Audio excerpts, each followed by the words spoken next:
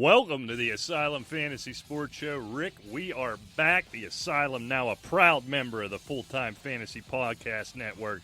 Find us and many more fantastic fantasy podcasts at fulltimefantasy.com and on the tweeters at fulltimefantasy. Not only do you get great podcasts, most notably this one, but it's also a one-stop shop for the best fantasy content. Vanity, Rick. I said fantasy. Or it's fantasy content. Vanity in our case, but it's fantasy for everybody else. Yes, the best fantasy and vanity content right on these interwebs, Rick. Hey, stay tuned in the upcoming weeks for exciting opportunities to be part of the FFWC season-long fantasy contest. Several be available, including Beat the Expert Leagues, the free Mock Draft World Championship, $35 starter leagues, and so many more. And, of course, if you want to follow us, your boys, and why wouldn't you, that's at Asylum Football on Twitter. And if you want to be part of the show, asylumfootball@gmail.com. Apologize for sort of the cold opening, not the usual professional production we have, but apparently YouTube and the Dropkick Murphys are not Asylumites and had a little bit of issue with last week's show, so we are feverishly efforting some more professional intro and outro in the weeks to come, so stay tuned for that. But we'll make up for it. We'll just do a better show with a worse opening, I guess. Yeah, and I just think they ought to become Asylumites, Right. like everybody else. And then we'd be okay. But, until then, we'll come up with something. Yeah. But we are Fleeger and Briggs. This is the Asylum Sports Show right here. I'm Fantasy Podcast Network, like Rick said. I'm Briggs, my man Fleeger over there. And did you watch U.S. Open? I did. I'll tell you what, they ought to play it. It doesn't have to be at Pebble. They ought to play it on the West Coast every year. There is nothing better than not having to get up at 8 o'clock in the morning to start watching to watch these things in prime time till 10 o'clock at night here on the East Coast. I loved it. That's really, you only have to do that really with, like, the British Open because they're that's 6 awful, hours man. ahead, which is great because I get up early anyway and I can watch it, and the lunchtime it's over with, I don't have to worry about it. Yeah, I don't like that one bit. But prime time major golf is. Was nice. We were talking about a little bit last week before it started what the course might be like. And you know what? I think they did. I'm not a big USGA fan, but I think they did a nice job at Pebble Beach. If you hit it in the fairway and you hit a nice iron shot, you could score. Yeah. You hit it off, and Pebble Beach had a little teeth to it. Yeah, the rough was penal. I think they got a little unlucky. I don't think they're thrilled. I don't know how I feel yet. I guess I don't necessarily like seeing, under 13 under winning the U.S. Open. That feels too low to me. But at the same time, I gripe about the USGA tricking up those courses to absurd levels. So I think they got a little unlucky with the weather being as cooperative as it was. The course was wet. There was no wind. Right. I don't know how you play on the ocean and there's no wind. Conceivably have predicted that, right? So I think they set up the course really well, and I think under normal, drier, windier conditions, we'd have seen, -1, -2 win that thing. But it wasn't absurd. It wasn't you loft one right into the center of the green and it rolls 40 feet back beyond your shoe top. So, which is what I hate about the USGA. So you're not going to hear me complain about that course. No, and it was a nice tournament. Hats off. It was good performances the whole way around, really. The top few, I can't say all of them, I guess. Justin Rose, kind of the wheels really fell off of him on the backside. But, in Koepka, 3 in a row, that's tough to do, man. Yeah, but he's just always right there. He's maybe one putt away from putting some heat on. Who's Gary Woodward? Tell me everything you knew about him before last weekend. Well, maybe you did. I knew he existed, but that was about the extent of it. But all in all, a good tournament. Of course, for rubes like me, Tiger just sort of there, right? I mean, just sort of playing getting around, not real sharp with his irons. I think.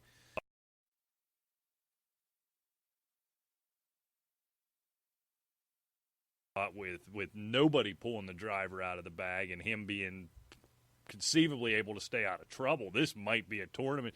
He just never made a putt, right? Never missed anything he should have made, but never made a putt, never made a great iron shot. He was just sort of and another guy. he made a share of bogeys as well. Right. I mean, he wasn't just right down the middle and on the green and ho-hum, here we go. And Gary Woodland, I mean, you listen to some of the background story of him, right. He's interesting. I mean, guy. it was nice to see him win, and the guy played solid. Let's face it, he wasn't when Koepka started off. Well, I think he was 3 under through the first 4 holes. It was like, here he comes. Here we go, Look fellas. out, it's time. Yeah, And just sort of stayed the course and scored consistently throughout. And that shot on 18, while there wasn't the pressure on it there would normally be having a 3-shot lead, but chipping a ball on the green, in that position he was in and getting it that close was really incredible. In fact, I'm such a rube. I didn't think you were allowed to do that. With your muni, you're not allowed to do that. Right. I didn't know, frankly, you were even able to do that. But that was kind of a cool shot. Was it Saturday? He knocked that one in from the fringe that sort of solidified that round. So just a lot of fireworks for a major. You think about that shot right there, though, in the third round. Could have very easily been a bogey. Oh, well, he rolls it 20 feet past. He could have doubled. Yeah, I mean, exactly. You don't know. So here you go. Since 2017, this is Brooks Koepka. Masters, this is 17. Masters tied for 11th. U.S. Open, he won. British tied for 6th. PGA didn't play. 18. Masters. Don't know why.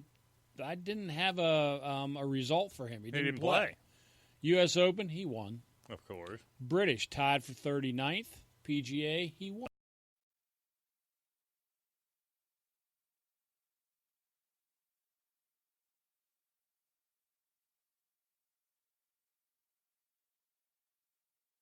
Not suit him as well. That seems to be his lowest finishes we would all take, it seems. Yeah. But of course, 2 years ago he was tied for 6th in the British Open. Right. So I mean, it's. But if he happens to win the British, it'll be 5 majors in the last 12. Not bad. Yeah, pretty good. But wear stupid hats. Nike is just killing him with these absurd hats they're putting on him. No. I mean, that is, Wilson's staff irons are, I mean, I guess they're just incredible. I haven't played them. And to win the U.S. Open, I think you may see more guys maybe with some staff clubs. No, not staff. Stupid hats. What are you talking about? The stupid hats that Brooks Koepka wears. He looks like I'm so sorry. I'm trying for the life of me to figure out what the hell you're talking about. Well, okay, but what it did. Well, I mean, I heard a couple of pundits on a show that I'm not going to mention saying that Gary Woodland was wearing ridiculous hats because they were sponsored by Wilson's staff. Oh, no. I'm talking about Koepka and those Nike painter's hats he's wearing with the splotches and the tie-dye. Yeah, I don't know what that is. I mean, when you're that good and that good looking, you can wear anything and pull it off. But the average golf fan can't be saying, I got to go out and get me that because you ain't good looking enough, brother, to wear that hat. Only a select few like Koepka can pull it off. Yeah, that's true. But, the guys that win. I mean, if he's... like John Daly playing now, he just looks like a clown. Oh, if I could just win, like Daly does. If I could win dressed like Cam Newton at a press conference, if that's what it took to win, I would gladly do it. And yeah, John Daly and the pants. Does he still do the pants? Did he do it in the PGA? I can't even remember. I don't know. Was he? I don't have. Remember any they let idea. him ride the cart? It was the whole controversy. I can't remember if he's wearing the stupid pants or not. And why was he allowed to ride a cart? I never really got the full story on that. I didn't pursue it because I thought he was meaningless anyway. It's John Daly, I guess. It's the only excuse I'd come up for. Because what would his compelling argument be above what Casey Martin, was that his name, years ago when this sort of conversation started? Because Casey Martin had a disability. Yeah, which he had an actual disability. Yeah, he had like a bum leg or an artificial leg or something. Artificial leg, I think it was. Was it? I can't remember. He had some sort of actual born with physical disability where John Daly's body is just broken down over the years of golf, of being fat, of how about just smoking, bloated? of drinking, of drugging, of whoring, all the things that makes up me love John Daly, quite frankly. But I never saw pick an old guy. I never saw Arnold Palmer ride a cart even when he was 80. Right, I just don't get it. I didn't get it. I guess maybe it was just he's John Daly. People will follow him. He'll set up his RV in the parking lot. That'll be kind of cool. That'll draw some interest. He isn't going to be a contender. He'll be out of here at Friday night, so why the hell not? I got to imagine whatever they said, that was the real explanation. And this is a guy that has won 2 major titles. Right. I mean, that was back in the days when he was the only one with that type of distance, right? Now everybody is beyond. No, not really. I mean, he is still extremely. He just can't. He's just not a good golfer any longer. I mean, still, he's incredibly long. I mean, compared to the long guys, he's still just incredibly long, but he's a tub. He smokes, drinks all day. He can't putt. He can't chip, anything like that. So they watch him hit drives and ride around his golf cart and probably barbecue steaks at night by the RV, like you said. I don't know. I like John Daly. I see a lot of myself in John Daly, minus the long drives. I was going to say, I see none of you in John Daly on the golf course. No, just in sort of personal appearance and behavior. He's my spirit animal, I guess. Yeah.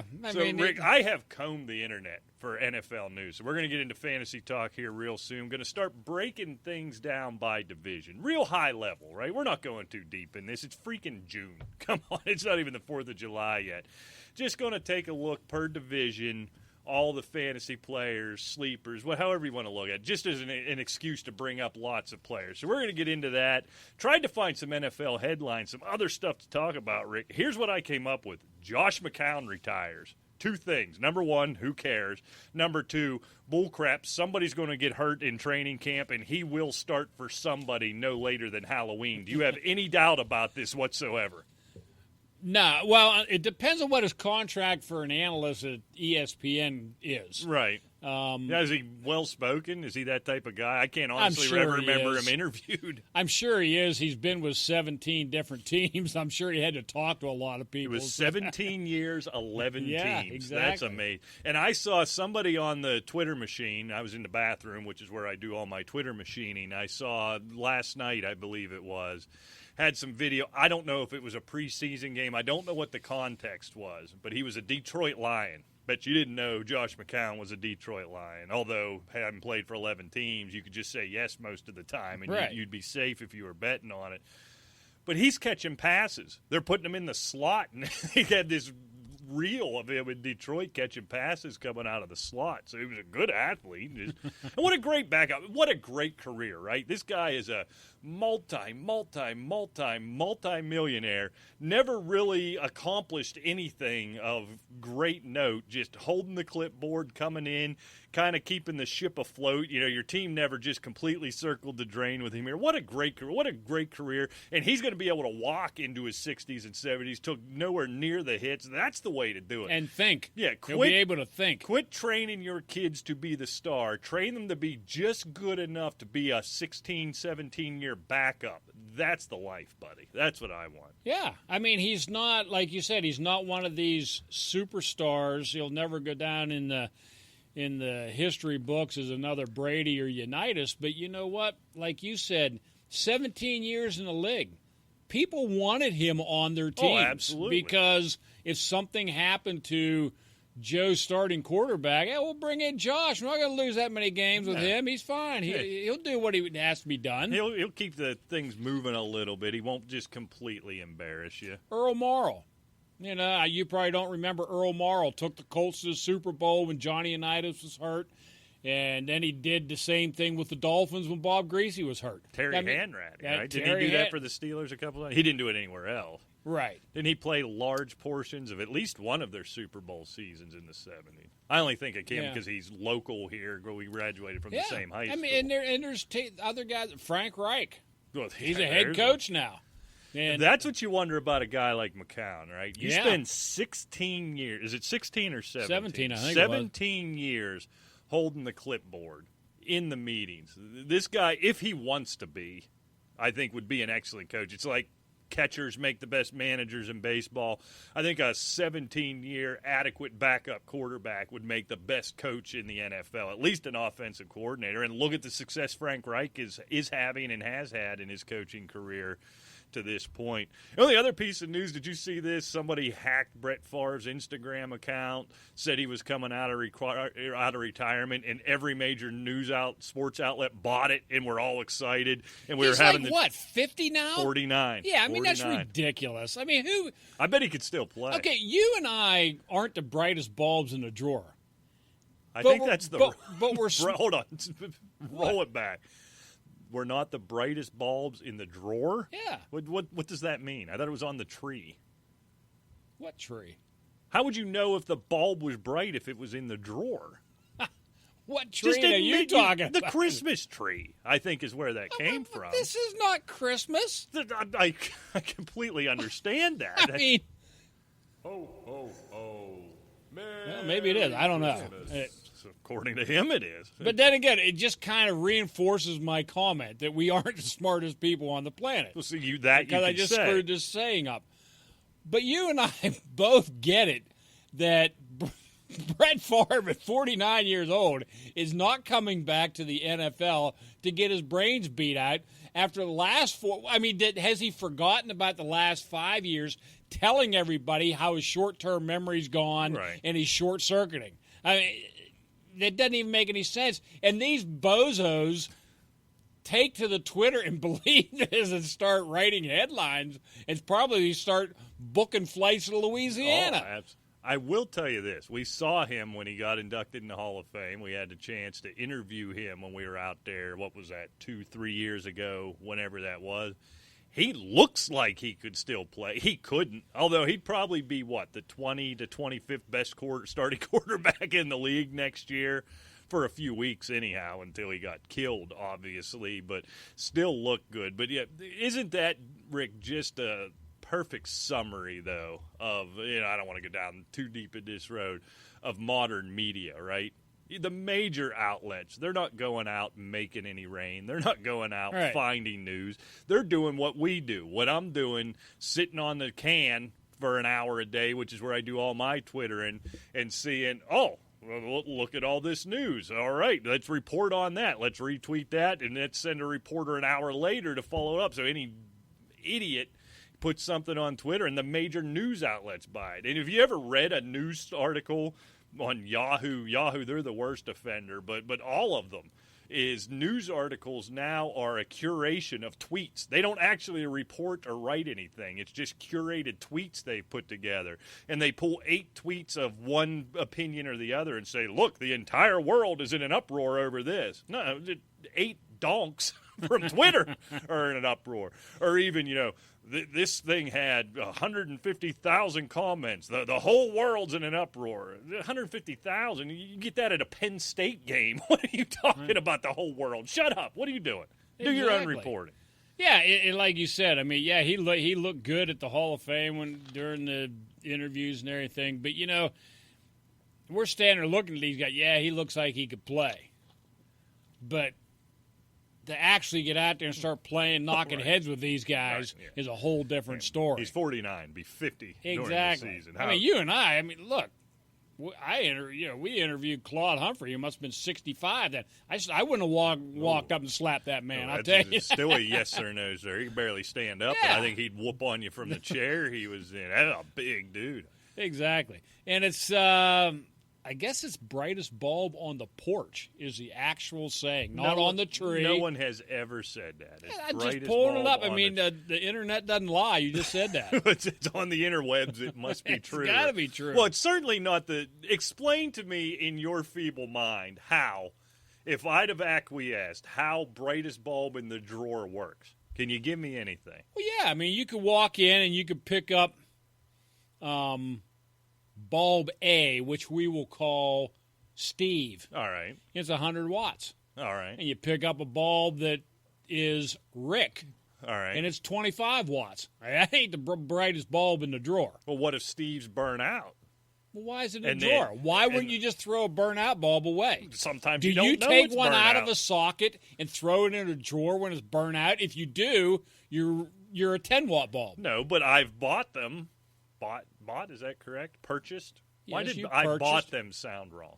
I think it's right. Not. I bought a can of beans. I bought gas. I have bought them. That sounds trifling. No, I have.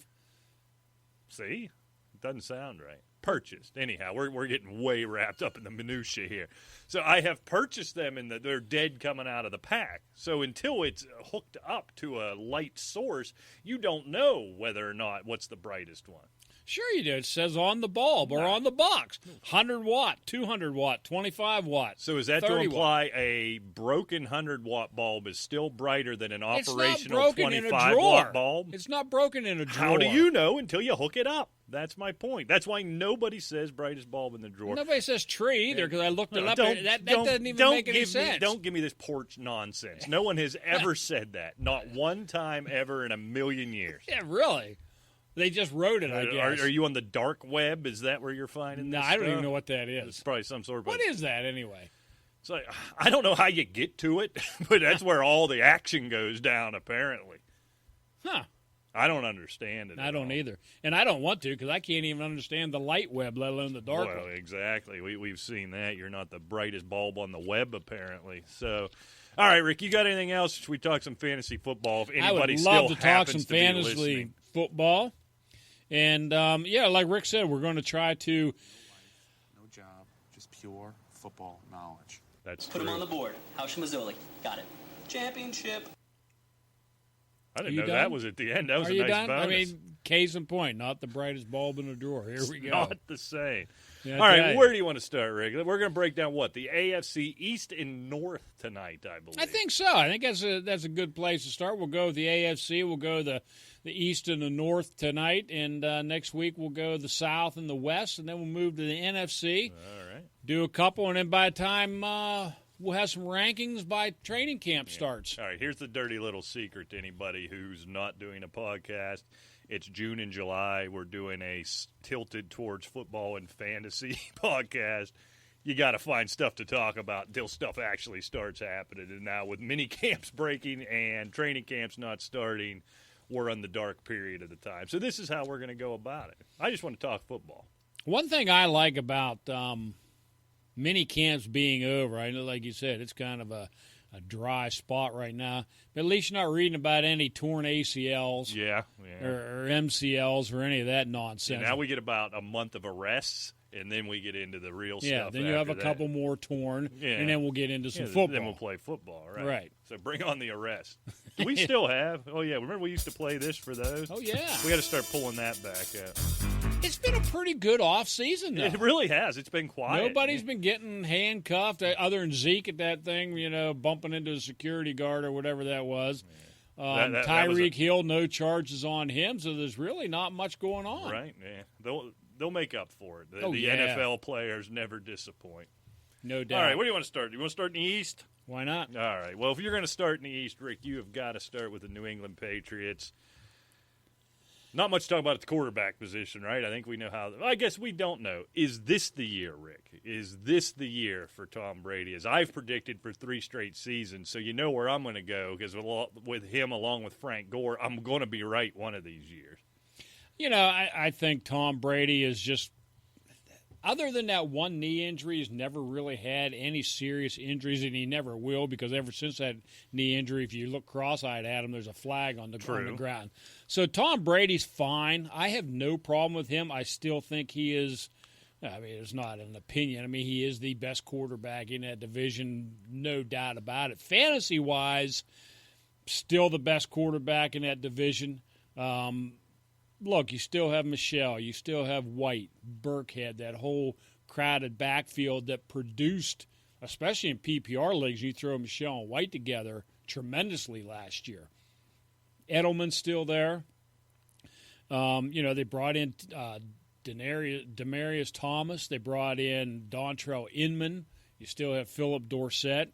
And, a lot of scuttle with the rookie Harry as well. So, I mean, he's fine at wide receiver. I think the offense is going to be clicking right along. Yeah, I mean, I think we've seen Tom Brady start to regress a little bit in spots. Sounds dumb to say as he's holding up his latest Lombardi trophy. Yeah, he's putting rings on his toes because he's running out of fingers. And I understand that. I think we're on the backside of it, which is real easy to say.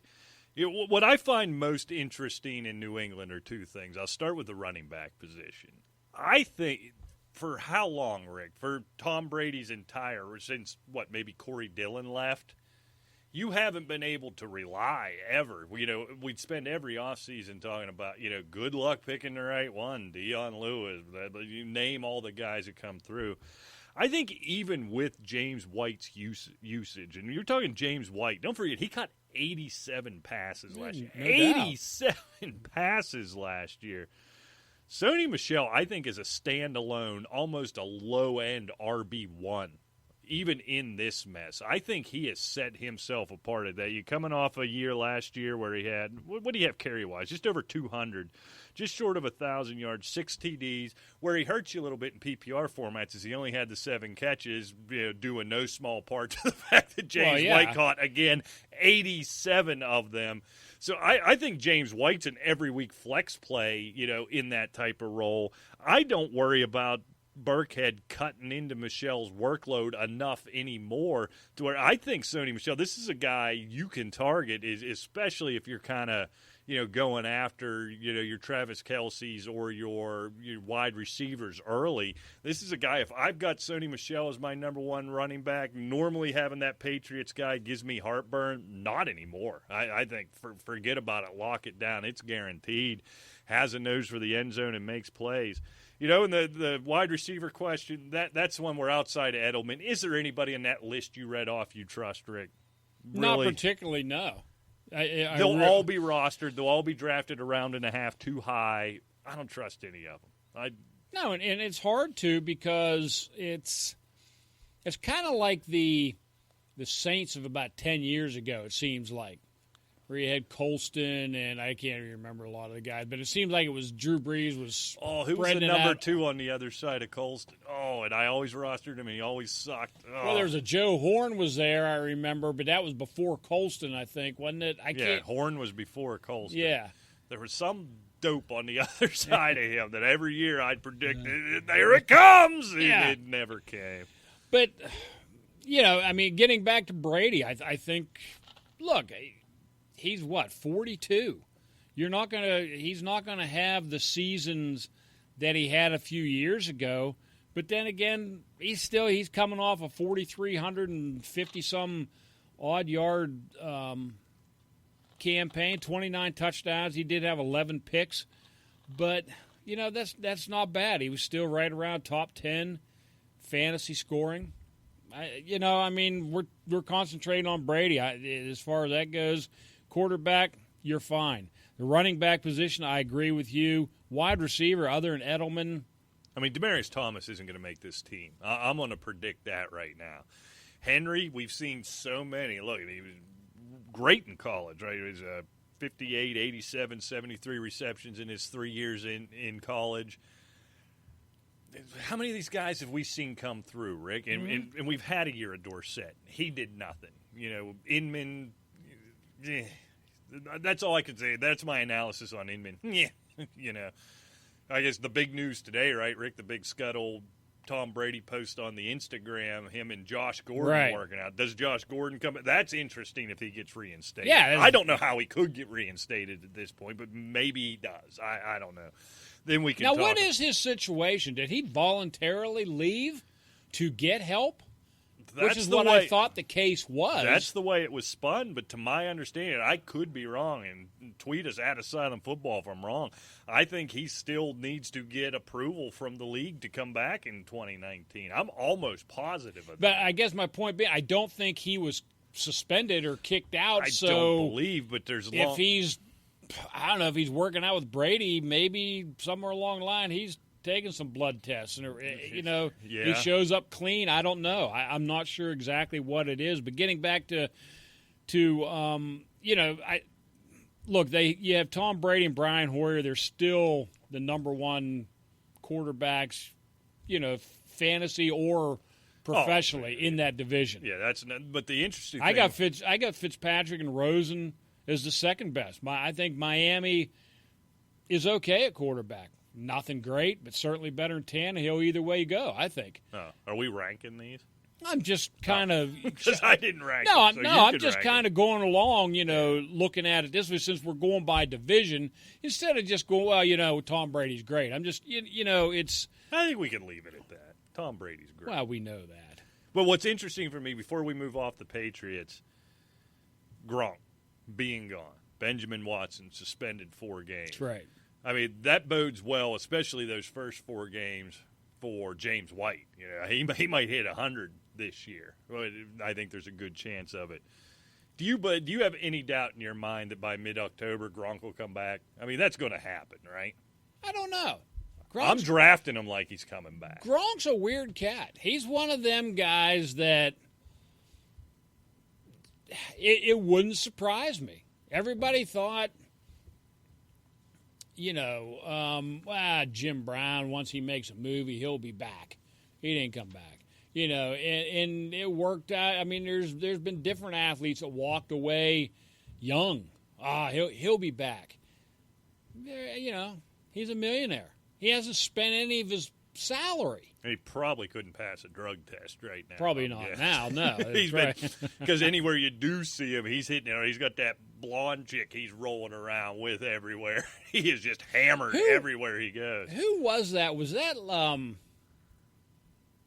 I'm trying to remember who was speaking. If it was Obama or it was a speaker or whatever. Remember he was at the White House and peeked from behind the curtain. I didn't even see that, but I believe it. Yeah, anybody else would have gotten the wood shampoo, but he's Gronk. So yeah, I don't know Come what on it is. In. Oh, that guy, he's a crazy. Big drunken lunkhead, but for whatever reason, there's something endearing about him. I don't know what it is, and I feel like he could get away with pretty much everything. But I guess the reason I bring that up, Watson, when he gets back, maybe but let's not. There is I think a notion out there that Tom Brady really likes to throw to the tight end, and whoever that number 1 tight end is going to be great. That's not true. Gronk was really good. Yeah, it's not and there true was at that all. year or two with Aaron Hernandez, before all the murder and suicide. They and were together, too. And then that was the one, too. So, look, nobody else, Rick, has filled in that role. It has been Gronk because Gronk is special. That's it. That's the list. Move on at this point. So, I agree with you. And speaking of moving on, I have a question for you. Are you buying that Kenyon Drake is a full-time running back? I have to. I want to. This is the guy you don't have to because there are other backs out there to draft fantasy-wise. And I'm asking you, are you buying this guy as a full-time running back? Hook, line, sinker, I'm in 100%. He's got one thing going for him that I value more than anybody who does real fantasy numbers analysis. This is it. Take a look at that depth chart. He's the only guy in town. That's it. That's the list, Kenyon Drake. You have, at best, questionable quarterback play. You have Devontae Parker, who is the best wide receiver since Jerry Rice every June, and then every September tends to remember, oh, yeah, I'm Devontae Parker, never mind. He's going to be the focal point of this offense. Can he stand up to it? What I think is going to happen is we're going to see what we saw out of him a little bit last year in prior. Big highs, big lows, right? Big highs, big lows. I think he's going to be Maurice Jones-Drew in that regard, and he's going to average out. This is a guy I'm excited about, and I'm probably going to wind up overdrafting. See, I'm not as down on the Stills, Parker, Wilson wide receiver core as you are. I'm not thrilled with them. But with Fitzpatrick's propensity to pass, and I believe Rosen as well when he takes over, I'm not so sure that Drake is going to be this quote-unquote workhorse out there. I think he could be out there all the time, but I don't think that he's not a pounder, and I don't think that's going to be the game plan. and especially with Fitzpatrick out there, he's going to make the passing happen.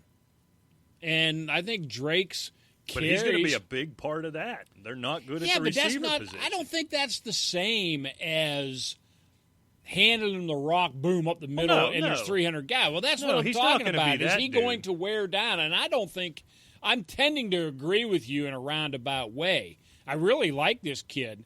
And you have the same question, and we'll get to it on when we get to the West as well. With Damian Williams, who used to be in Miami, right? Very similar type of back, on to Kansas City, performed well there. Those two really, in my mind, are question marks that I want to keep an eye on, but I'm tending to buy into them. They certainly have the talent. And I think Andy Reid's offense, everyone's really familiar with, so that I think Damian Williams will excel in that offense, quite frankly. Well, I think anybody would in that. But, Rick, there's nobody else. Balaj is basically the only other somebody else is going to get some work. I don't know who it is. This is going to be one of those, I'm sure lots of people would stand up and say they know right now. I'm going to say I have no idea. I'm going to have to see how it shakes out in camp. So as I sit here today, Kenyon Drake is not only going to be the lead back, the feature back, whatever you want to say. He's not going to be a pounder. He's not going to get 300 carries. He caught 50 balls last year. He averaged, long on about between 4.5, 5 yards a carry last year. Like to see him get in the end zone more, but it's going to be his ball. And I think he's going to be the focal point, not just of the running game, but of the offense. Because, again, we'll get into the wide receivers now. Are we still going to do this Devontae Parker thing? I've mocked it the last 3 episodes, but it's so ridiculous. We keep hearing he's one of those guys that the fantasy analysts, the draftniks, anointed coming out of college, and it's never panned out, and they're not willing to give up on it. I mean, look at his we've seen so code. many of those guys that'll grab a hold of somebody, and C.J. Spiller was a great example of it, and they would not he's going to New Orleans. Wow. So what? Yeah. I mean, he couldn't succeed in Buffalo. It makes you think he's, going to do anything in New Orleans when he really wasn't the prime back anyway. Right. So, but I agree with Look at Parker's you. catches, 24, 57, 56, 26. These are his career numbers. Does anybody believe he's going to jump up to 80, 90, 100 catches this year? I'm sorry. It's not. Kenny Stills, love the kid. He had that 9-touchdown year 2 years ago. Had 6 last year. That was just fine. But, again, only 37 grabs. And so for all you, and we'll get into this more, I'll have more of this rant when we get to the north here shortly. Still telling me you don't miss Jarvis Landry? You still telling me Jarvis Landry sucks because his 115 catches aren't the 115 catches you would prefer? Look, Rosen, he's a project, right? Here's what's going to happen, right? Fitzpatrick's going to get the job, or no, they'll probably give the job to Rosen coming out of camp. He's going to suck for 3 games. They're going to bench him, going to bring in Fitzpatrick. He's going to do what he does for 4 or 5 games and then do what he always does after 4 or 5 games. Then Rosen comes back in. The only person who has any chance to have any fantasy relevance to me on this team is Kenyon Drake. And I think in a PPR format, I think he can catch 70, 75 balls this year, which puts him, in a PPR, probably a low-end RB1. I mean, I think that's where you're looking at this guy. I would love, Rick, to have a team with Sony Michel and Kenyon Drake as my running back. I'd be thrilled with that going into this year. Knowing you just might.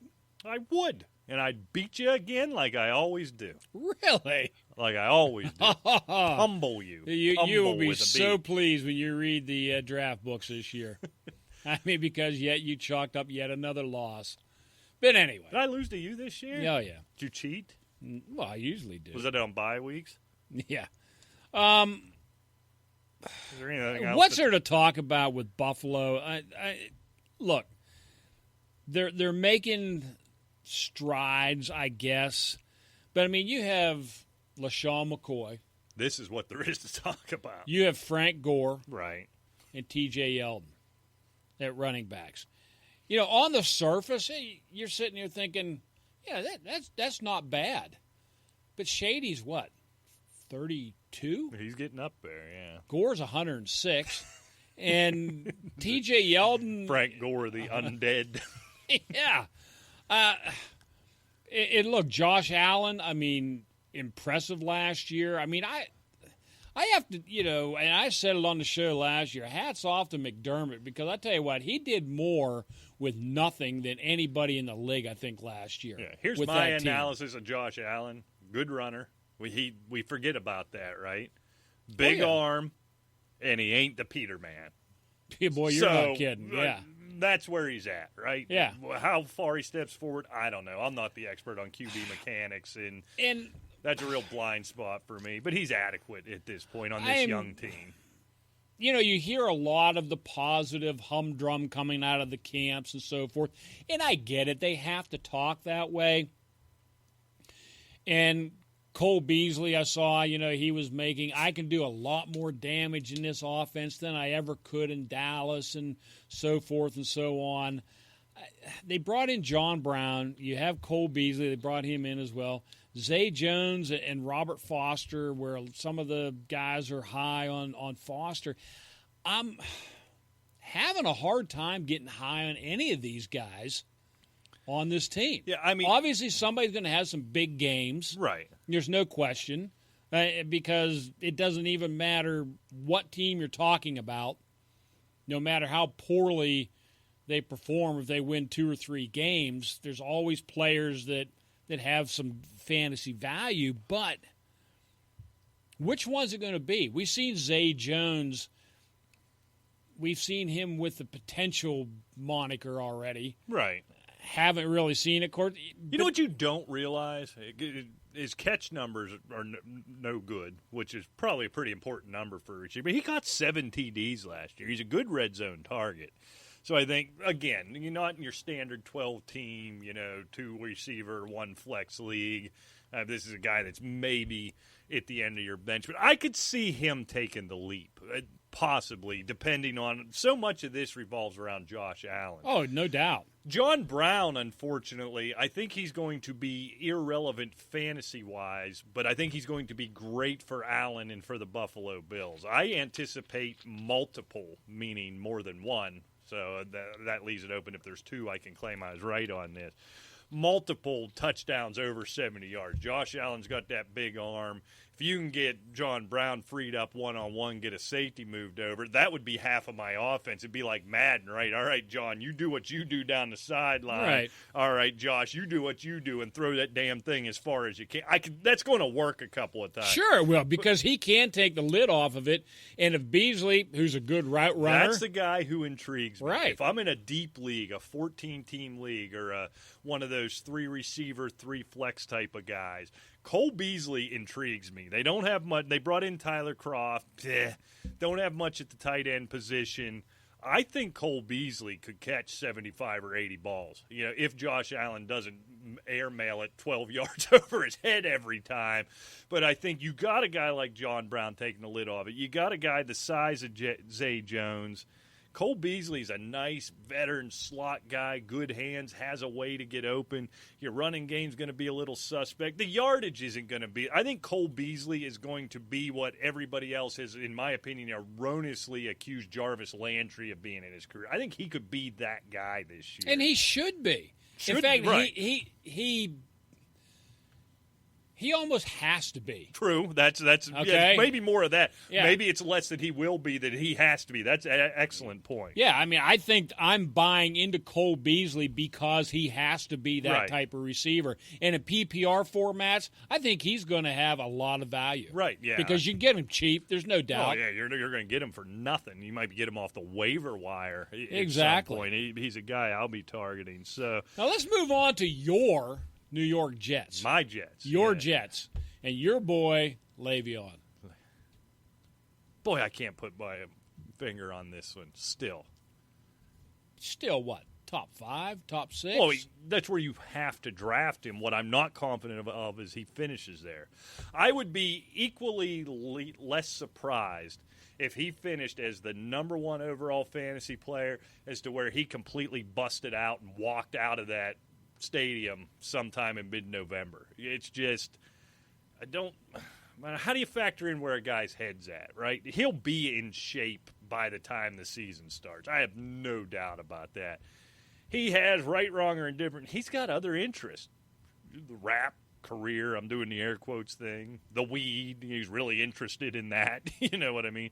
The multiple girlfriends stealing from you. I mean, this man's got a lot going on, and he's not going into the best situation, right? No, I mean, it's not the best situation because he left Pittsburgh. And as far as the team goes, obviously Pittsburgh was a better football team. But, curiously, I kind of like Robbie Anderson. Quincy Enunwa has had flashes when he's healthy. Jamison Crowder's had a modicum of success. They have a nice little core, nothing spectacular at wide receiver. Sam Darnold has proven he can throw the ball.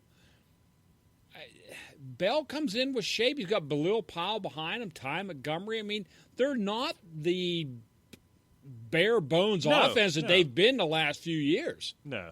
Robbie Anderson, he's the guy. I think if there's one guy, and this is maybe me and drinking. He's got the coolest hair. Oh, yeah, certainly. Yeah, he's awesome. Yeah, I want to hang out with him. It looks like, Robbie Anderson can party a little bit. He's the type of guy I want to hang out with. But and this is kind of a popular opinion, and I usually zag when everybody zigs with these, but I tend to be with. There's a lot of folks out there who think this is the year for him, that this is the year. Darnold, I think Darnold had kind of the perfect rookie year, right? He didn't come in just blazing out of control, fantastic numbers where you think there's got to be a regression coming. He didn't come in and just completely trip over his own feet like so many rookie quarterbacks do in the NFL. He just kind of come in and did what a rookie expects, right? 17 TDs, 15 picks, led some drives, looked like a rookie at times. Something about that comforts me when a guy kind of follows the path a quarterback should take, right? Right. Which allows me to believe he takes that next step up this year.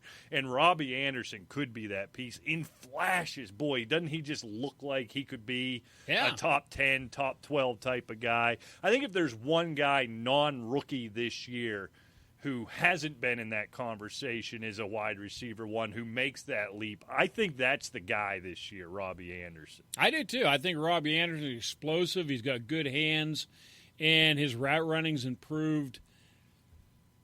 85, 90 catch guy, I think, easily. Probably. I think so. If Darnold takes that step we all think he's going to take, which is a big if with a young quarterback. But if he takes that step, I think Robbie Anderson is not only the beneficiary of that, but probably a big reason for that as well.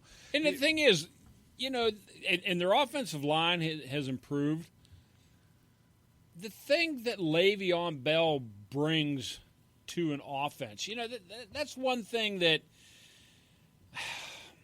some people probably, I'm not saying, your average guy may not think about. When you have a guy like Le'Veon Bell, even if it's a pass play, and you go back, and there's trouble getting a wide receiver open, dump it off to a guy like him, and you get a first down. Well, now you have that many more plays to throw to these wide receivers. And when things like that happen, that's one of the old commandments. Stay away from fantasy players on really bad offenses. Right. Yeah, because they're just not on the field enough. It's not that opportunity. I.e., Jacksonville.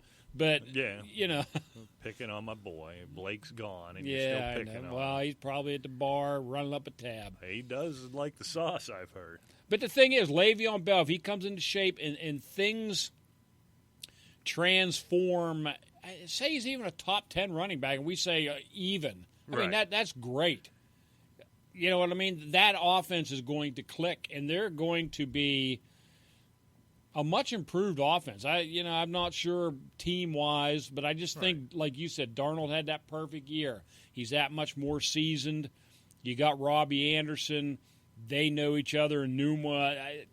Look, things can happen for the Jets this year. Yeah, I think with Le'Veon Bell, to sort of button this up, and we'll head over to the north, in my head, I think I'm hedging a little bit, just worst-case scenario. I am generally not a proponent of handcuffing. If I'm on draft Le'Veon Bell, I'm going to make sure I have Bilal Powell. I'm going to use a term you love to use once the season comes around. We've got a guy who's essentially taken a year and a half off. Not essentially, has taken a year and a half off in the last 2 years. In September, that soft tissue injury you like to talk about so much, the hamstrings, things like that, I do have legitimate – take all the personality quirks and being the butthurt Steeler fan I am, the way that went down. I worry about a guy. We talk about it when guys hold out in camp. When a guy takes this amount of time off, I don't know if he can get enough reps in camp, considering his position, his role on the team, and how little he's going to work in the preseason. I worry about nagging hamstrings, groin, something like that when a guy's taken that much time off, and now I'll get petty about it again and drank that much and smoked that much weed in the last year and a half, no matter how good a shape he comes in. And I honestly do worry about that with a guy who's been off that much time. That's what's going to scare me away. If I'm between him and you give me a guy, David Johnson or something, that's going to make me think. I probably still end up taking Bell. This is all bluster. It's real easy to say in June. But I'm going to make darn sure I got Powell. I really am, because I do genuinely worry about that. If I had a major hesitation, that's it with Lev Bell. Exactly. Hey, and we are talking fantasy here, and that's one thing that that you have to take into consideration as a fantasy player, which to me, I have no problem with at all. Le'Veon Bell's gone, distant memory. We're the Steeler fans. I could care less. He's a Jet now. That's all I'm looking at. Right. He plays for the Jets. He's a fantasy asset, and more power to him. I hope he does well, because maybe he'll be on some of my teams. Yeah. And I don't care about AB can be as nuttier than a fruitcake, but if he's making 110 so you got catches, that one right. Well, I know that. Of course. Well, you're 1 for 2. That's pretty good. I'm 2 for 2, pal. No, it's not. That's because you're not the brightest bulb in the drawer, You're not buddy. going to continue to argue that. I will not give it. All right, let's head to the north. And when we go to the north, Rick, we have got to go. You suck, and so does fantasy football. I couldn't agree more. What about the fantasy football part? Yeah, if we're going to talk north, Rick, we got to start with our home squad, the Pittsburgh Steelers. Oh, I was saving those for last, but okay. You want to do them last? Nope, we're going to start with them. I'm going right with it. You take the ball and run. All right. I don't care anything about Ben Roethlisberger from a fantasy perspective. He's going to be what he always is, right? 12, 13, 14, 15, somewhere in there. There's guys more exciting. I want to talk about this from a football perspective, from a wins and losses, from a team perspective, and from more of a personal perspective. Getting a little long in the tooth, getting a little loose with the ball. We have 16 picks last year, I believe. Making some mistakes. He's not as mobile as he once was. But my God, Rick, if there was ever a year a true competitor would want it after everything that went on last year and everything that went on this offseason, you could just see this man explode. I guess, how do you explode beyond 5,000 yards in everything he did last year? I'll tell you how you can do that in a fantasy perspective, Rick. Maybe you only have 48 or 4,900 yards, but with AB gone, and we talked about this a couple of weeks ago, maybe your interceptions go down to 8. Possibly.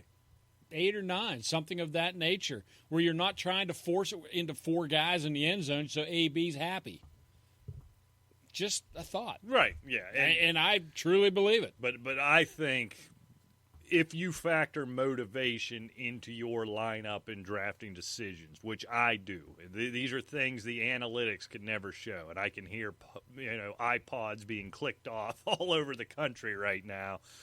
Well, but what about when he takes a 7-step drop and he lands on the middle of his heel instead of the back of his heel every time? His completion percentage is only 54%. No, this isn't that. I'm looking at pure motivation. What a guy's been through, a guy's reputation, rightly or wrongly, we can have that debate another time, has been sullied and he's been taking a beating.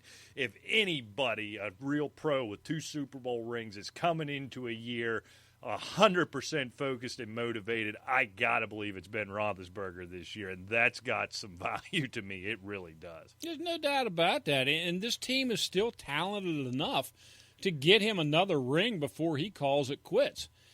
He was still the third highest scoring quarterback in fantasy last year. So behind only Ryan and Patrick Mahomes. So, I mean, there's value to be had here. Is he going to finish third? I don't think so. I put him behind Andrew Luck.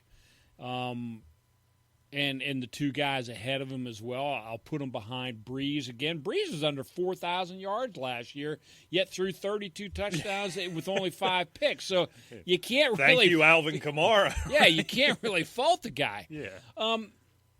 Yeah. Before we get on with Roethlisberger and the rest of the North, we might have chosen the NFC North.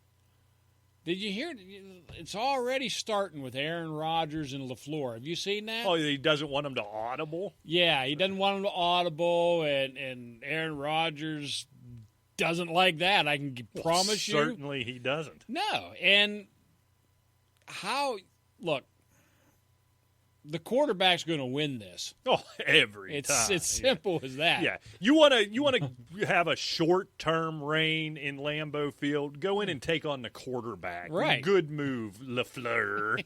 Yeah, first of all, I disrespect him because of his name. He may be an offensive genius. He very well may. You know what? I'm going to say, sure, he's an offensive genius. But what do you gain by walking in and saying Aaron Rodgers, weighed down on his one hand with his Super Bowl ring and with his 8 years or so of being one of the best, if not the best quarterback in the league, and say, you just stand back there and look pretty. I, Mr. LaFleur, have this one. What are you? Shut up. What are you doing? Monsieur, What I'm are LaFleur. you doing? Are you crazy? Now, you could say the argument could be made privately, not in the media, could be made, all right, Aaron's gotten a little too big for his britches. I need to rein him in a little bit. Maybe. Probably. Oh, yeah. He's a miserable soul. I really think so, at least on the field. Maybe rein him in a little bit. But you're going to tell Aaron freaking Rodgers with his MVP trophies and his Super Bowl ring, no, you just be the robot. You just be the system guy. I got this. Yeah. Shut up. What are you doing? I agree. Let's get back to the North. We'll cover that a little bit later. Yeah. But I thought since it was fresh in the news, I Right. wanted to hit on that because, Mr. LaFleur, you might want to take a step back because, like Rick says, the fans and Aaron Rodgers are not going to side with you, period. Just shut up. That's my advice to Mr. LaFleur. All right, James Conner. Does he live up to his ADP? I don't think so. And nothing against James Conner, but I think it's all for Snell and Samuels and the depth they have in that backfield. I just don't think he's going to have as much opportunity to produce like he did last year. I think he's a number one back. He's still an RB1, but I think he's lower end going into 2019. Because like it or not, everything that I've seen, I think Snell's going to get plenty of playing time. And Jalen Samuels is a talented guy, too. He's not going to be sitting on the bench the whole game. Not the whole game, but I disagree with you on this one. We heard this with a myriad of backs in Le'Veon Bell's somewhat shortened tenure with the Steelers. That Le'Veon's touching the ball way too much. We're going to bring in this dork or this geek or this You never heard it from the Steelers, though. It was always the Could pundits. be. Oh, they're working them too be. much. They need to do this. They need to. Yeah, he never heard the Steelers say, no, we're pounding this cat. And, that's just what they did. But if James Conner comes in and produces at the level that he did the first 4 or 5 games of last season, I'm sorry, Jalen. Have a seat. Snell will get some short yardage work. He'll get some goal line work. But let's not forget, James Conner averaged 4.5 yards a carry. He had 12 rushing touchdowns. No doubt. 55 receptions, and that was considered the weak spot of his game. You worry about him breaking down. I worry about it less because, he did miss a lot of games in college. But let's not forget, he wasn't spraining ankles. He wasn't bum shoulders. He tore an ACL when he had cancer. Right. All right? These two things do not a man make injury prone, right? This is a little bit different. Now, I'm not sure he's the athlete necessarily that Lev Bell was when he come in, and he can't handle that type of workload. So I think he has plenty of opportunity to put up top 10 RB numbers while still Jalen Samuels and or Benny Snell getting theirs. I really think I don't have the concern of James Conner breaking down that other. Like I said, I just feel like he got that injury risk tag based on his college career. But those were kind of a couple major things he dealt with. It wasn't nagging things that he dealt with. So I really think he lives up to that hype. And I still think Snell is the guy. Jalen Samuels, we talked about him a lot last year. There should have been plenty of opportunity last season, right, with the Le'Veon Bell. There was that one big game against New England. You didn't see Samuels otherwise. He was just sort of another guy. I think Snell fits into what they need, what they lack maybe on third downs and down around the goal line where they've really struggled in the red zone and at the goal line specifically. I think James Conner is a double-digit touchdown guy. I think 60, 70 catches is certainly in the offering for him. I think there might be enough for him and maybe one more of those guys. It could be. I mean, it's a good offense, and they're going to have plenty of opportunity. Time will tell. I think we'll get a better feel for it. It's not that so much that I worry about James Conner breaking down as since they're all three young, it's kind of, I think one of these guys turns into more of a, and I don't mean the same role, but maybe the same type of play count as like a Gio Bernard. Okay. But I think James Conner's a top 7 or 8 back if that happens, I guess is my point. Even if that happens. Let's play our famous game. All right, let's do it. Okay, he's going to be behind Barkley. Certainly. Going to be behind McCaffrey. Yes. Going to be behind Kamara. Yes. Going to be behind Elliott. Yes. Okay, Le'Veon Bell. I knew you'd start me with that one. My heart says Conner, I don't but care my about head your says heart. Bell. We're talking fantasy football. I think it's Bell. But it's close for me. Todd Gurley. Conner. See, I'm going Gurley. I'm Melvin scared Gordon. to that knee. Gordon's intriguing. I'm going to go Conner there. See, I'm Gordon again. Joe Mixon. Yeah, we're going to talk about Joe Mixon here in Real a minute. shortly, Yeah. yep. It's Conner for me. Chubb. Conner. Cook. Conner. Okay, I mean, we're out of the Conner. The only other one I'd be him and Hahn. I really think DJ has a big comeback this year. You didn't mention him. No, I didn't. I'm a little higher. I think I can tell about where your rankings are by the way you listed them and didn't get to DJ. So I think we'll disagree on that when we get to the West. Now, I mean, we'll throw it out there. David Johnson. I mean, I'm high on Johnson, but I'm very low on the Cardinals. Well, that's a fair place to be, yeah, and that's something that we probably have to consider. But yeah, so I mean, where's that put me? I got Conner about 6 or 7, yeah. and I think, see where I'm at. Like you mentioned David Johnson. We go back to one of these commandments that you talk about. You're talking James Conner, David Johnson. I'm taking James Conner every day just simply because that Pittsburgh offense is way better than the Cardinals. Yeah. And I'd probably go that way too, but that's the tier I have there. So we got to get going here, Rick. I think we're at an hour. It makes no difference. We can do whatever we want. We'll keep yapping, but I get sleepy. The wide receiver position, Juju Smith-Schuster coming off 111, 1,407 touchdowns. How much of that was a product of being on the other side of AB? How much of that is a product of Ben Roethlisberger and Juju Smith-Schuster being that darn good? Oh, I think Juju's that darn good, I think they're going to stay that darn good. And I think Washington's going to step into the Juju position, and Moncrief is going to be that real factor that solidifies that whole core. I'm excited about Moncrief. I really am. I think Juju does this again. And let's not forget we have Switzer,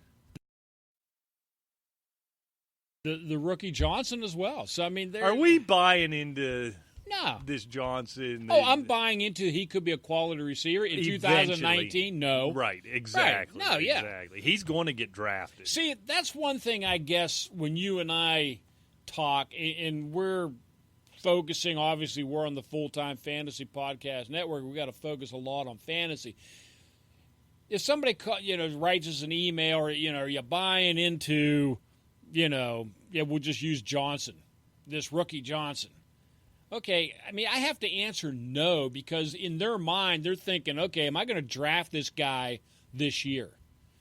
But no, I think he's going to be a very nice receiver brought into this system in the right way. But I think folks are getting wrapped up in the similarities he has to AB with AB leaving. He comes from the MAC. He's a little undersized. He just makes fantastic catches. He's got the waggle. He really does on film look like a young Antonio Brown. Antonio Brown's an anomaly. Dudes that look like Antonio Brown, that are built like Antonio Brown, don't become the player. Antonio Brown's got some kind of special sauce that other guys his size and of his pedigree don't have. Because all the other guys are Cole Beasley. Right, exactly. And guys of that ilk. No disrespect, a quality player. Right. But it's not Antonio Brown. He's just something. He's got something that doesn't show up on film, that didn't show up in his underwear at the combine. He's just got that little extra something. You can't recreate it, especially the year Antonio Brown. Yeah, Moncrief, I want to just spend a minute or two on him. I think he's the guy. I'm not sure it's huge catch numbers. I think this guy spends a lot of time in the end zone. In his good years with Indianapolis, he was a really good red zone target. Antonio Brown leaving, if I have this right, it's 25 or 26 red zone targets being vacated right there. And if you do believe, Juju's going to see more attention, you're going to have to pay attention to either Jalen Samuels or James Conner down there. Moncrief's a guy who can make catches in the end zone. I think you see upwards of 8-9 touchdowns out of Moncrief. Which brings me to my sleeper of this whole division is Vance McDonald coming into this year. Because God, I hope he stays healthy. Talk about a red zone monster. Right. And with AB gone, they're talking about, well, what about Washington? What about Moncrief with the available targets with the departure of AB? How about Vance McDonald? Yeah. And Jesse James is gone. Now it clears the way, because Jesse James was... But he took, 30% of that workload? 40% that could have gone to Vance McDonald? Right. And so, this is... Keep your eye on Vance McDonald, folks, because... I'm looking for him. Vance McDonald, I'm telling you right now, he stays healthy, he's top 10 tight end. If he stays healthy, he's top 5 tight end. But that's a big if for Vance McDonald is the only thing. So far in his career, you're absolutely right. All right. right, let's head over to Baltimore, hun. Tell me everything you care about with the Ravens. Talk about Mark Ingram is interesting. No, he's more than interesting. Because it's going to be a focused on the run offense, because I tell you what, folks, they're going to have to be. I was watching minicamp and just kind of sitting there, killing time, watching it in Baltimore was on there. And you they were were drunk is what you're telling me. Showing Lamar Jackson throwing. And somebody comes across the Twitter, look at Lamar Jackson completing wide open passes to whoever. Well, Willie Snead. Yeah, it was Willie Snead.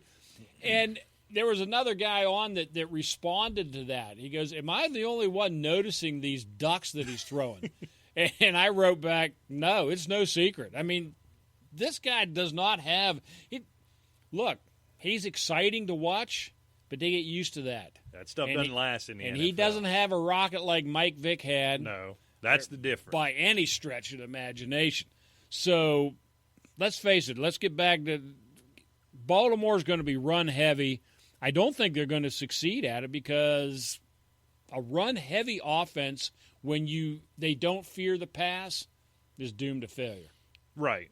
Yeah, and you don't fear the pass. Look, I think Mark Ingram is going to put up big numbers just based on volume. Doesn't he feel like a 25, 90, and a touch kind of every week type of guy, which, believe me, I would love to have. And I think that's who Mark Ingram is going to be. He's going to be really good there. I don't even want to talk about Lamar Jackson. First of all, fantasy-wise, certainly not. He's going to get hurt because say what they will. Harbaugh will say it, and I think Harbaugh means it. But Lamar Jackson's default is going to be to run when he can't make a throw, and there's a lot of throws he cannot make. Let's not forget, everybody touts his 58% completion percentage and where that ranks historically with rookie quarterback. I don't care. He threw 6 TDs in 7 games, 3 picks. I mean, the kid's just not – maybe he develops into it. I hope he does. He's an exciting player to watch. And look at this wide receiver core, Rick. Willie Snead, Miles Boykin, and then, all right, you want to talk about – Marquise Brown, Seth Roberts, Michael Floyd, Chris Moore. Tell me everything you know about those guys. Willie Snead is a decent receiver. I'm not taking that away from him. He's a good possession guy. He was a decent receiver in New Orleans. We've seen what happens when he gets out on his own. Right. Seth Roberts was an afterthought in a bad Oakland offense. Right. So he's nothing more than a Seth Roberts somewhere else. Seth Roberts. Exactly. No shame in it. It beats the hell out of a Rick Fleeger, but you got he's that right, Seth Roberts, Exactly. And there's nobody going to set your pants on fire in that offense at all. Andrews at tight end is good tight end, but I just don't see anything explosive in the passing game in this offense. Period. Yeah, and it comes down to the running back core of Ingram and Edwards and Dixon. I mean, let's face it. Yeah, I mean, I wanted to get excited about these tight ends, and then you go back and just look at their career catch numbers between Boyle and Hurst, even 23, 29, 13. It's just that's not a big part of this Harbaugh offense, apparently. No receivers that get you excited. Lamar Jackson doesn't have the ability to get it to those receivers. If there was one that would excite you, I think that actually this team is going to win a lot of games, I think, with ball control and with defense. I feel like they're going to be a good team with nobody outside of Mark Ingram being fantasy relevant. I'm kind of on the other side of the fence with it. I'm almost between them and Cincinnati fighting it out for the cellar. I hope so. Because, let's face it, I'm looking at Lamar Jackson and I'm comparing him to Andy Dalton. I'm giving the edge to Andy Dalton. I'd take Andy Dalton all day. Okay. The running backs, Corey, we talked about Ingram, Edwards, and Dixon. With Baltimore, you got Mixon, Gio, Trayvon Williams. I mean, I think that's almost a wash as far as the running back goes. Now you have A.J. Green, Tyler Boyd, and John Ross as a wide receiving core compared to these other guys. You've already given the edge to Dalton. Offensively, I think Cincinnati's way ahead of Baltimore. Yeah. It's all on the defense with Cincinnati where it's all on the offense on Baltimore. I mean, at least you have somebody to get excited about on the Cincinnati side of the ball offensively. Look, I'm not drinking the Kool-Aid, and I am not telling anyone in the fantasy world of drafting to bet on Tyler Eifert as your tight end number one. I can't quit him. But if you can get this guy late in the draft, throw him on your bench because if he can stay healthy, he's got all the talent in the world, but he's liable to be out by week 1. Or on his way to week 1 tends to happen. So while we're in Cincinnati, I mean, I think we hit it all. How much do we need to talk about Joe Mixon? I think, the offensive line, they should be better talent-wise, but they're very young. They did address that this offseason, but I think they got a ways to go. But, coming off of just short of 1,200 yards, 8 touches, 43 catches. I like Mixon. 5-yard-a-carry guy. Yes, sir. Hey, he's a low-end RB. He's a perfect turn guy, right? You grab him, you grab Travis Kelce or Mike Thomas or something. You're feeling good at the draft. A.J. Green, Rick, get nervous? You got to be. He's been nicked up a lot. Exactly. The talent's still there. Tyler Boyd is actually that's my guy. Has really he's a pick guy. Impressed me and could take a little heat off of Green if you think about it. I mean, coverage wise and so forth. But look, it's A.J. Green, and if he's out there playing, he's going to be the focus.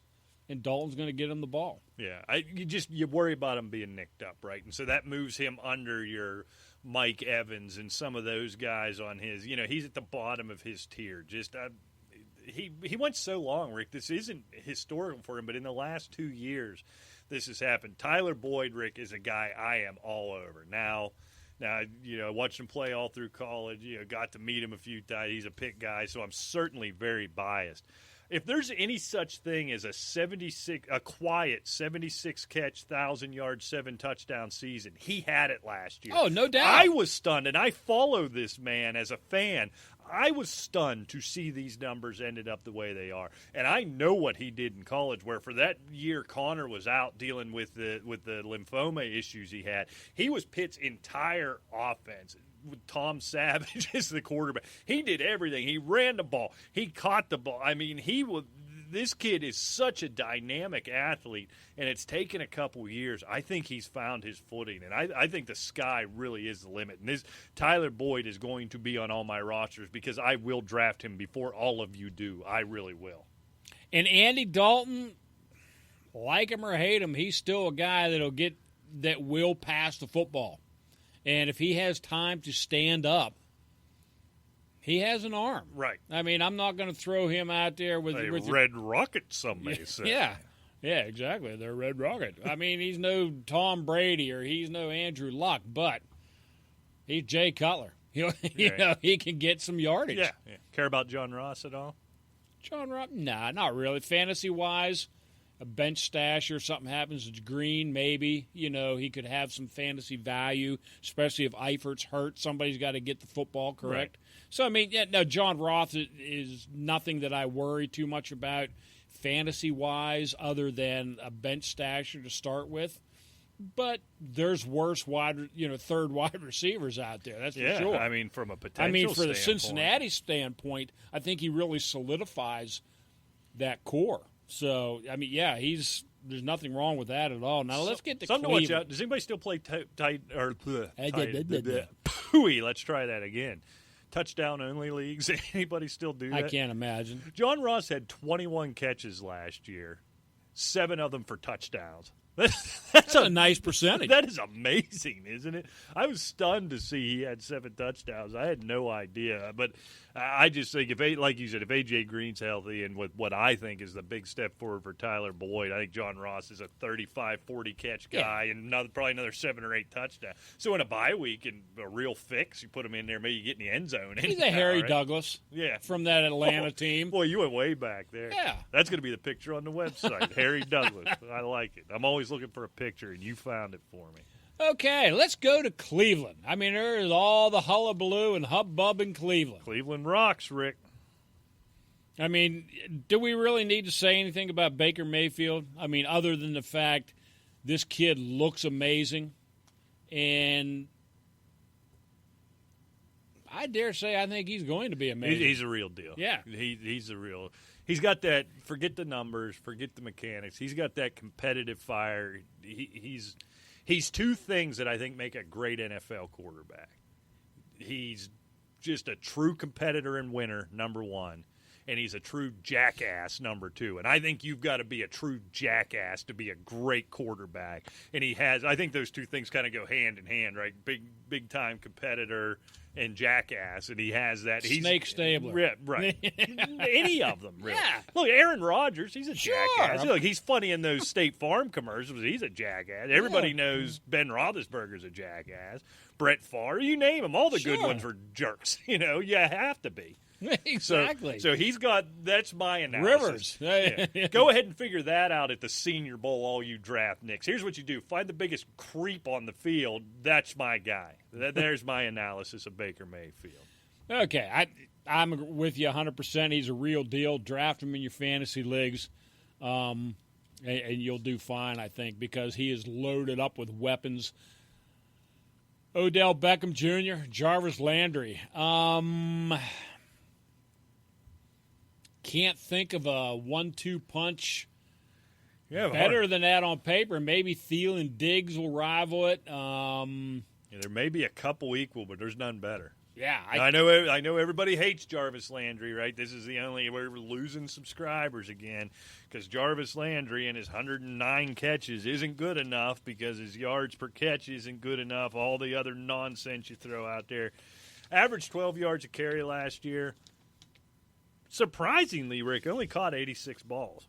And I don't know, does bringing in an Odell Beckham help or hurt that? I think it might help. I think it helps. I He's think it not absolutely helps. And let's face it, it's a much better football team Right. than last year. They started off with Tyrod Taylor last year at quarterback as well. So then they bring in Baker Mayfield. So, of course, he's a rookie. He's learning. He's taking the team on his shoulders. Jarvis Landry's the number one guy. Now, all of a sudden, you have some chemistry with this team. They discovered Nick Chubb is a pretty good running back when Carlos Hyde's out of the picture and so forth, and we brought him in. Baker Mayfield is that much more mature. Now we bring in Odell Beckham. They are, like I said, I think they're the best 1-2 punch. Maybe Keenan Allen and Mike Williams. Maybe. Close, Diggs and Thielen. That's about it that I can think of right off the top of my head. And then you got Nick Chubb, Duke Johnson, and, oh, by the way, Kareem Hunt's coming back. What do you make of Chubb with that? Does the specter of Kareem Hunt showing up in, what's week 8, late October, probably before, does that scare you off? I'm not a huge handcuff guy, but if I got Chubb, I'll probably be taking Hunt before most other people. Yeah, I wonder, do you see a split? Do you see a... I don't know. I mean, I'm curious. I don't know what that's going to look like. I really don't. It's, if Chubb wasn't... It never made sense to me that the Browns bring in Kareem Hunt. I guess you get it cheap. You're willing to take the PR hit. You take all the talent you can get. Has anything really negative been said about Cleveland because they signed Kareem Hunt? No, it's surprisingly no. I guess the only real question... Because if they win, nobody gives a rat's patoot. True. If they got Kareem Hunt in that lineup. Right. Simple as that. I'm just curious what that's going to look like. It's not, Nick Chubb and Kareem Hunt, I think, are very much equals. You know what I mean? So it wouldn't be, we're going to wait for Kareem Hunt because he's a little bit better than the guy that's there, or Kareem Hunt's just going to come in and spell the guy who's already there because he's a little bit better. Boy, I got these two just about on par. So I'm real curious. It would make me nervous to draft Chubb, because I don't know how much I gain by having Kareem Hunt as well. The from a pure best case scenario, worst case scenario is they come in and they split a little bit, right? All of a sudden, Chubb's carries get cut by 40% or something. Then they're both kind of useless from a fantasy perspective. From a football perspective, yowza. Yeah, from a pure football perspective. Say they go on, whatever, I don't know, say they're 11-5. They win the division, or 12-4, make a deep run into playoffs. Kareem Hunt comes back, he's in shape, and he's done well. Nick Chubb had 1,300 yards, whatever the case. Just throw a scenario. Now, they're in the enviable position of trading one of these guys. Perhaps. For, I don't even know, maybe defensive help, something of that nature. So, or then they will can Duke Johnson and sell him for something. I wonder if Duke Johnson makes it out of camp this year. Just the players taking him to task. I didn't think what he said was all that awful or that uncommon. But Baker crushes him. Well, then the team crushes Baker, I guess. They didn't crush Duke. Yeah. I don't think he gets traded. After the draft happens, you don't see much trading. I don't mean this year. Right. I'm talking about the next year but or I whatever. Does Duke have any value? Certainly not after week 8. For somebody that needs a running back, perhaps. No, I mean as a Cleveland Brown for your fantasy football. Nah, not really.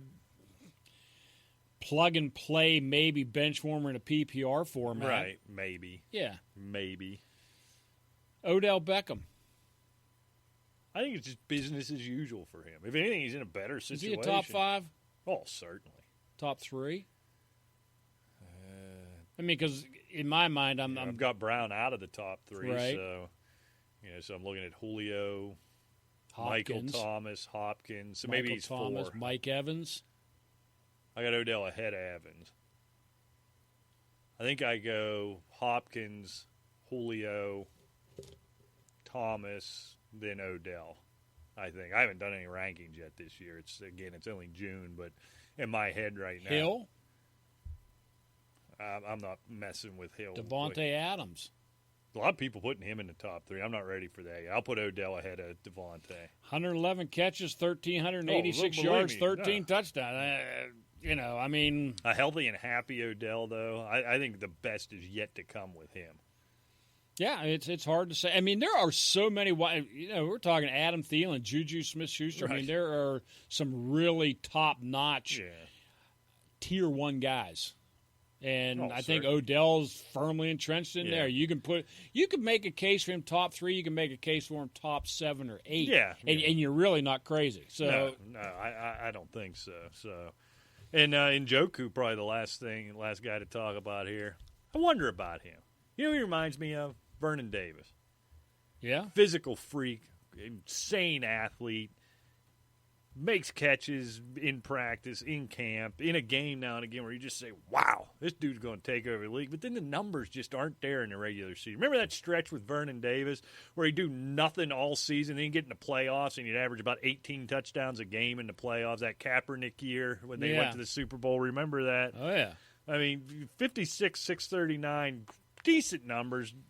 4 TDs is what is concerning to me. I'm going to draft him too early. I'm going to have a lot of Njoku because there's something with Vernon Davis, just the greatest physical freak I'd ever seen, and I feel the same way about Njoku. But I think that line probably is about what you're going to get out of him. Yeah, and you know what? I mean, you look at it, you start looking at some of these tight end touchdowns especially. With the exception of Eric Ebron with 13 last year, Kelsey had 10, Ertz had 8. And now you're down, the next one is Trey Burton, Jared Cook, and Cameron Brate all with 6. Kittle had 5. I mean, we think about Kittle, that huge year, he had 5 touchdowns. O.J. Howard had 5. And now you get into the Njokus, the Kyle Rudolphs, the Greg Olsons. Of course, he was hurt with 4. Jordan Thomas. These tight end touchdown machines aren't there. And you don't have your Gonzalez, your Gates any longer. You have look, I guess it's the same as it ever was, just the names are different. You have 3 or 4. Right. It's kind of, you're right. It's always been that way. Yeah. The name changed, but it all stays the same. Exactly. All right, can we quit? Can we go home, Rick? I guess we have to. Exhausted. This is big time overtime. Give them your address to mail your check for our overtime pay this month. AsylumFootball@gmail.com, baby. That's what it is. You have any questions, lineup questions about anything, life in general, send them to AsylumFootball@gmail.com or at AsylumFootball on Twitter. That's right. So thanks so much for joining us this week. You can follow the Asylum everywhere Rick just told you there. And, of course, make sure you check out everything over at Fulltime Fantasy at fulltimefantasy.com and at Fulltime Fantasy on those tweeters. We'll be back. I don't know. We'll finish up the AFC, so that'll leave us, the South and the West next week. Make sure you check that out. Till next time, we'll see you. Take care.